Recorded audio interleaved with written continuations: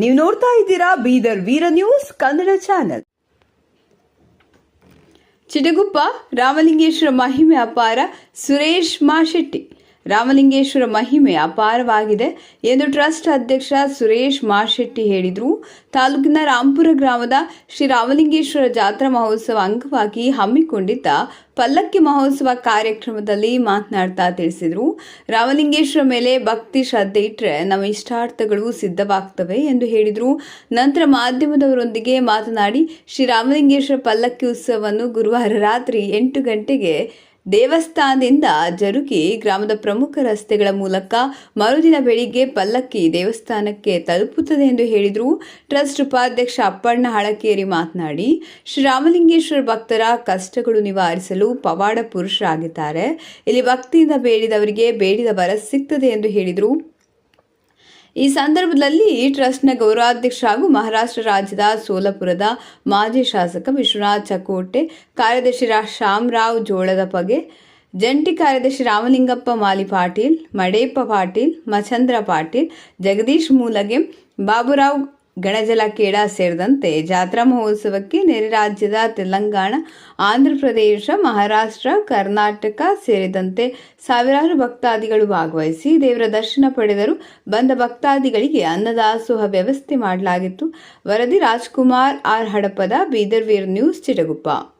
ರಾಮಲಿಂಗೇಶ್ವರ ಜಾತ್ರಾ ಮಹೋತ್ಸವ ಅಂಗವಾಗಿ ದಿನಾಂಕ 6/4/2024ರಿಂದ 19/4/2024 ಅನೇಕ ಧಾರ್ಮಿಕ ಕಾರ್ಯಕ್ರಮಗಳು ಜರುಗುತ್ತವೆ.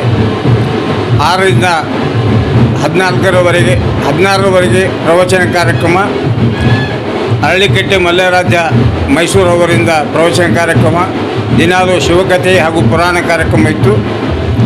ಅದರಿಂದ 14ರಿಂದ 18ರವರೆಗೆ ರಾಮಬಾಣ ಮತ್ತು 17ರಂದು ರಾಮನವಮಿ ಕಾರ್ಯಕ್ರಮ, ರುದ್ರಾಭಿಷೇಕ, ರಾಮಲಿಂಗೇಶ್ವರ ತೊಟ್ಟಿಲ ಕಾರ್ಯಕ್ರಮ, ವಿವಿಧ ಸಾಂಸ್ಕೃತಿಕ ಕಾರ್ಯಕ್ರಮಗಳು ಜರುಗಿದವು.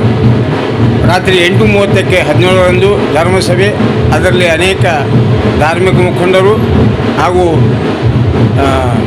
ಪೂಜ್ಯ ಗುರುಗಳು ಕೂಡ ಭಾಗವಹಿಸಿದ್ದರು. ಇಂದು 18ರಂದು ರಥೋತ್ಸವ ಇದೆ. ಅದರ ಮೊದಲಾಗಿ ಪಲ್ಲಕ್ಕಿ ಉತ್ಸವ ರಾತ್ರಿ 8 ಗಂಟೆಗೆ ರಾಮಲಿಂಗೇಶ್ವರ ದೇವಸ್ಥಾನದಿಂದ ಪ್ರಾರಂಭವಾಗಿ ಊರಲ್ಲಿ ಮೆರವಣಿಗೆ ಮುಗಿದು ನಸುಕಿನ ಜಾವದಲ್ಲಿ ರಥೋತ್ಸವ ಜರುಗುತ್ತದೆ. ಇದರಲ್ಲಿ ಅನೇಕ ಭಕ್ತಾದಿಗಳು ಭಾಗವಹಿಸ್ತಾರೆ. ನೆರೆಯ ಆಂಧ್ರ, ತೆಲಂಗಾಣ, ಮಹಾರಾಷ್ಟ್ರ ಹಾಗೂ ಕರ್ನಾಟಕದ ಬಹಳಷ್ಟು ಭಕ್ತರು ಇಲ್ಲಿ ಬಂದು ಹೋಗ್ತಾರೆ.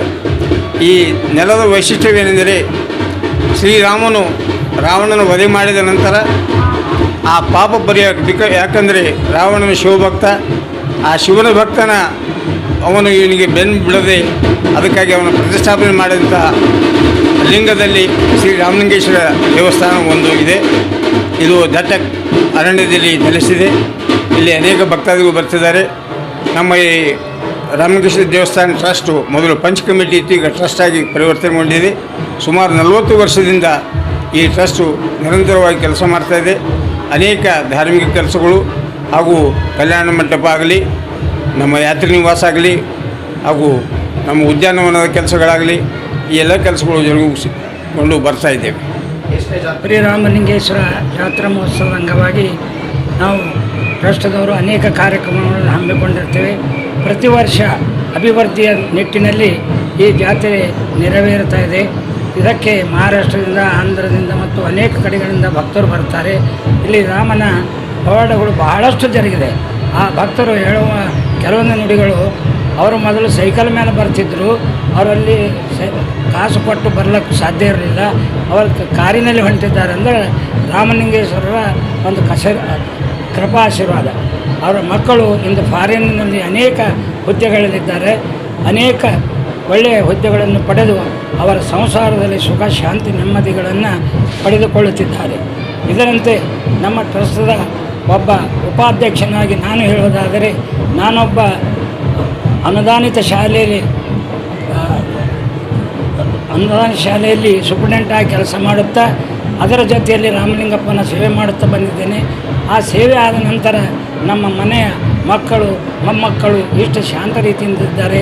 ಈ ಜಾತ್ರೆಯಲ್ಲಿ ನಮ್ಮ ಟ್ರಸ್ಟ್ ಕಮಿಟಿಯವರು ಯಾವುದೇ ಅವ್ಯವಹಾರ ಅಥವಾ ಯಾವುದೇ ಚಟಗಳಿಗೆ ಒಳಗಾಗದೆ ಆ ರಾಮಲಿಂಗೇಶ್ವರನನ್ನು ಭಕ್ತಿ ಇಟ್ಟು ಗ್ರಾಮದ ಎಲ್ಲ ಜನರನ್ನು ಒಗ್ಗೂಡಿಸುತ್ತಾ ಅನೇಕ ಭಕ್ತರನ್ನು ಮನವೊಲಿಸಿ ಈ ಕಟ್ಟಡ ಕಾರ್ಯಕ್ರಮಕ್ಕೆ ಸರ್ಕಾರದಿಂದ ನಾವು ಭಕ್ತರಿಂದ ಕಾಣಿಕೆ ಇವುಗಳನ್ನು ಪಡೆದು ಈ ಸ್ಥಿತಿಗೆ ಬಂದಿದ್ದೇವೆ. ರಾಮಲಿಂಗೇಶ್ವರ ಸರ್ವರಿಗೂ ಸುಖ ಶಾಂತಿ ನೆಮ್ಮದಿಯನ್ನು ನೀಡಿದ್ದಾನೆಂದು ಈ ಮೂಲಕ ತಿಳಿಸಿ ಬಯಸುತ್ತೇನೆ.